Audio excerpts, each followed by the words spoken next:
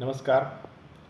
भारतीय जनता पार्टीच्या महाराष्ट्र प्रदेशच्या पातळीवर जे काही मोठे बदल आणि येत्या काळात महाविजय 2024चा संकल्प पूर्ण करण्यासाठी म्हणजेच महाराष्ट्रातल्या 48 लोकसभेच्या जागा जिंकण्यासाठी जो काही संकल्प केंद्र पातळीवर झालेला आहे तोच राज्य पातळीवर आणि त्याचाच एक भाग म्हणून बारामती लोकसभा मतदारसंघाची तयारी आम्ही ताकदीने करीत आहोत.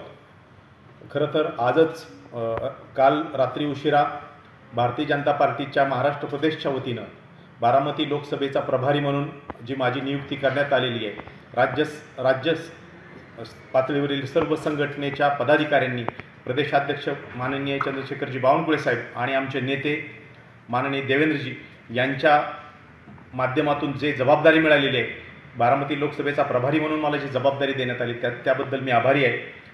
ही एक प्रकारची जबाबदारी आणि एक आव्हान आहे असं मी मानतो आणि ही एक संधी देखील आहे. याचं कारण आहे की बारामती लोकसभेचा गेल्या 15 वर्षाचा जर आपण आढावा घेतला तर एक निष्क्रिय खासदाराच्या माध्यमातून बारामती लोकसभेच्या क्षेत्रातला विकासातील विषमता आपल्याला बघायला मिळेल आणि ती दूर करण्यासाठी महायुतीने जो संकल्प केलेला आहे मिशन 48 लोकसभा, त्याचाच एक भाग म्हणून बारामती देखील महायुती जिंकण्याचा संकल्प करीत आहे आणि ती जिंकणारच आहे.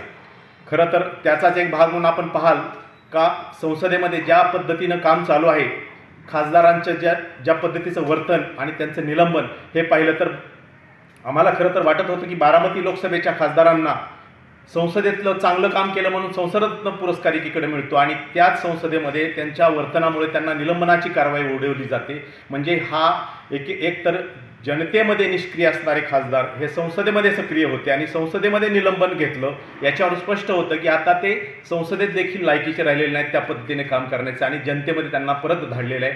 त्यांचं आता एक मतदारसंघात स्वागत केलं जाईल, परंतु गेली 15 वर्ष संसदेत सक्रिय आणि जनतेमध्ये निष्क्रिय असणाऱ्या खासदारांना आता नारळ मिळाल्याशिवाय राहणार नाही आणि त्यामुळे मिशन 48ची भूमिका महायुतीच्या माध्यमातून आम्ही बारामतीमध्ये पार पाडणार आहोत. बारामतीमध्ये नेमकं निवडणूक कोण लढवणार? भाजपच्या चिन्हावर लढणार का अजित पवारांचं देखील गट सक्रिय झाला? बारामती लोकसभा हा महाराष्ट्रातल्या मिशन 48चाच भाग आहे आणि महायुतीच्या माध्यमातून बारामतीचा उमेदवार जो कोणी असेल तो 100% जिंकणार आहे. राज्य आणि केंद्रीय पातळीवर जे काही निर्णय होतील ते निश्चितपणे महाराष्ट्रात जे निर्णय होतील ते बारामतीला लागू होतील आणि जो कोणी उमेदवार केंद्रीय नेतृत्व आणि राज्य नेतृत्वाने आम्हाला दिला जाईल त्या कोणत्याही चिन्हाचा असू देत तो जिंकण्यासाठी महायुतीच्या माध्यमातून आम्ही ताकदीने काम करणार आहोत आणि त्याचाच भाग म्हणून येत्या 2-2.5 महिन्याचा आम्ही मिशन मोडवर काम करतो आहोत. त्याची सुरुवात आता होते आहे. माझी नियुक्ती कदाचित त्याचा एक भाग म्हणून मी समजतो आणि ही संधी आम्ही महायुतीचा उमेदवार जिंकण्यासाठी निश्चितपणे आम्हाला उपयोगी पडेल अशी आमची भावना आहे. जर महायुतीने सुनेत्रा पवार उमेदवार दिला तर तुम्ही त्यांचा प्रचार करणार का? एक लक्षात घ्या, बारामती लोकसभेचा मागच्या 2 निवडणुकींचा जर आपण आढावा घेतला तर इथे किमान 5 लाख मतदान हे कमळाचे स्वतःचे हक्काचे. म्हणजे येत्या काळात एक युती म्हणून काँग्रेस राष्ट्रवादी एकीकडे ज्यावेळी आघाडी होती त्यावेळी सेना भाजपच्या युतीच्या माध्यमातून आम्ही 5 लाखापेक्षा अधिक मतदान इथे मिळवलेलं आहे.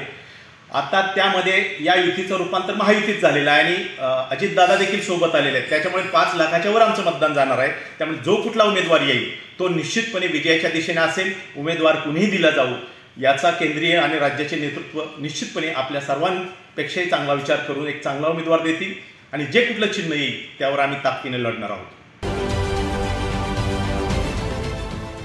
देश विदेशातील प्रत्येक घडामोडींचे लाईव्ह अपडेट मिळवण्यासाठी आता साम टीव्हीच्या सर्व सोशल मीडिया प्लॅटफॉर्मला लाईक, फॉलो आणि सबस्क्राईब करा.